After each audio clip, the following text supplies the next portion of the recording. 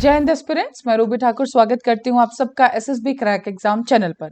तो मैं आई हूँ आपसे बात करने एक नए अपडेट पर। एंड आज का जो अपडेट है दैट इज रिलेटेड टू एक रिपोर्ट जो आईएमएफ ने दी एंड उसी के ऊपर गवर्नमेंट ने बिल्कुल डिसएग्री कर दिया है। सो चलिए जानेंगे कि क्या है कहना। सो द इंडियन गवर्नमेंट डेब्ट टू जीडीपी रेशियो, तो आईएमएफ ने एक रिपोर्ट दी थी जिसमें यह कहा गया था कि जो इंडिया गवर्नमेंट का डेब्ट टू जीडीपी रेशियो है वो पर्टिकुलरली 100% एक्सीड कर जाएगा बाय 2027 टू 28 एंड मिसकंस्ट्रूड, ये कहा है हमारी गवर्नमेंट ने।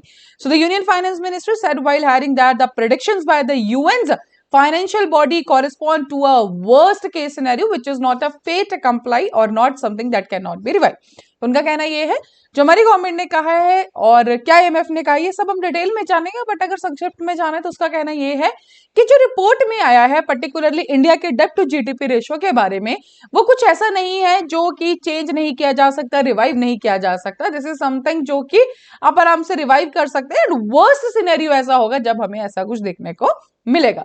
तो सबसे पहले बात जानते हैं कि डेब्ट टू जीडीपी रेशियो होता क्या है। So this is a basically एक मीट्रिक कंपेयरिंग, आप ये क्या समझ सकते हैं कि एक ऐसी वैल्यू है जो ये बताता है कि कंट्रीज पब्लिक, जो हमारी सिंपल से जो हमारी कंट्री की जीडीपी होती है, जीडीपी में मतलब ग्रॉस डोमेस्टिक प्रोडक्ट, जो हमारी इकोनॉमी है और जो हमारा डेब्ट है, जो हमारे ऊपर कर्ज है, उन दोनों का रेशो बताता है। एंड उसी से हमें पता लग जाता है कि किसी भी कंट्री का किसी डेब्ट को, किसी कर्जे को चुकाने का कितना एक लेवल है।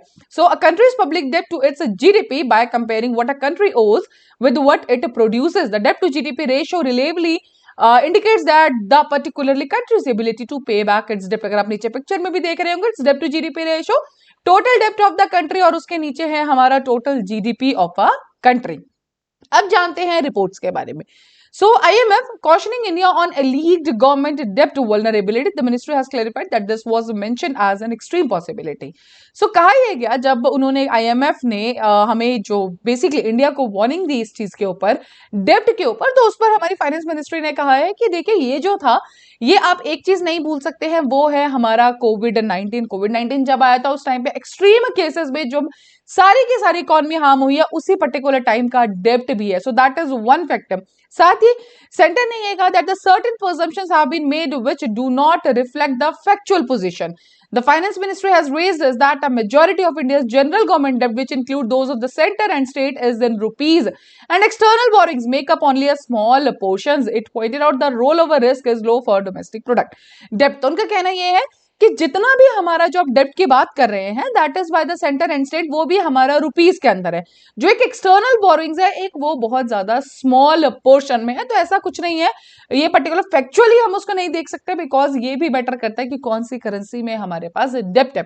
साथ ही in its article 14 fourth consultations with India, the IMF had said that the under adverse shocks the country's general government debt could be 100% of the debt to GDP ratio by fiscal year 20। तो मैंने आपको starting में बताया कि जो report ने कहा है और जो आर्टिकल 4 उनका है पर्टिकुलर आईएमएफ के साथ रिलेट करते हुए कंसल्टेशंस विद इंडिया के लिए, उसमें उन्होंने यही बार बार जो प्रोजेक्ट किया दैट द 100% ऑफ डेब्ट टू जीडीपी रेशियो।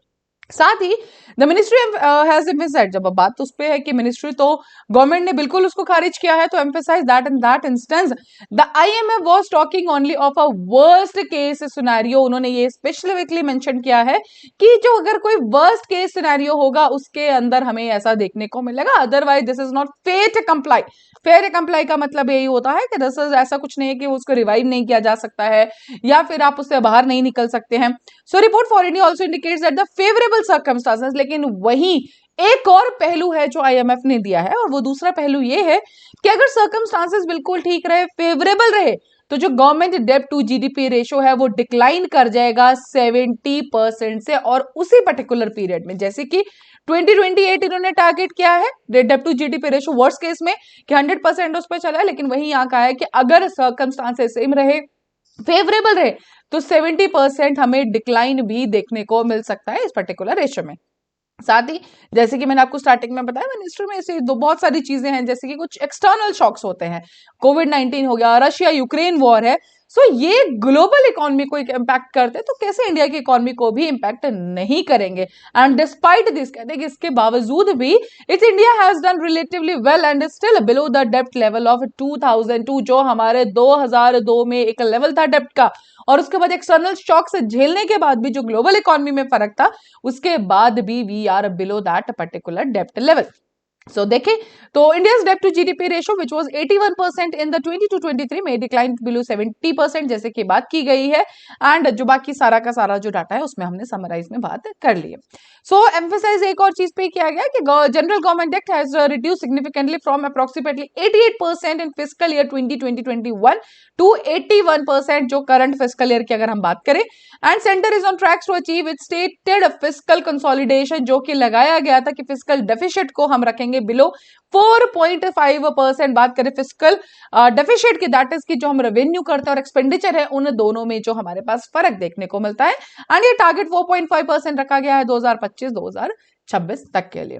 सो अगर पूरा का पूरा हम रिपोर्ट के बारे में समराइज करें तो आईएमएफ ने कहा था, डाउट किया था या नॉर्मली वार्निंग दी थी इंडिया को कि डेब्ट टू जीडीपी रेशियो आपका 2020 तक 100% में पहुंच जाएगा in the worst case scenario. वहीं पे गवर्नमेंट बीच में आके बोला कि ऐसा कुछ भी नहीं है, अगर फेवरेबल, बिकॉज आईएमएफ की रिपोर्ट में ही एक चीज है कि अगर फेवरेबल रहे तो 70% हमारा डिक्लाइन भी देखने को मिल सकता है। वहीं दूसरी तरफ एक और चीज जो कि एक्सटर्नल शॉक्स का बहुत बड़ा रोल फैक्टर है, एंड वी ऑल नो कोविड-19 में ग्लोबल इकोनॉमी किस तरह से इंपैक्ट हुई थी, आज तक भी हम उससे रिवाइव प्रॉपर्ली नहीं कर पाए हैं।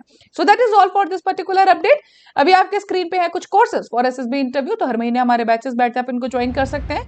साथ ही courses for India serious effect, you can enrol in this particular courses and while enrolling you can use this discount code जो कि है WORRY10। जैसे आप इस कोड को यूज करेंगे will get 10% of on all that particular course.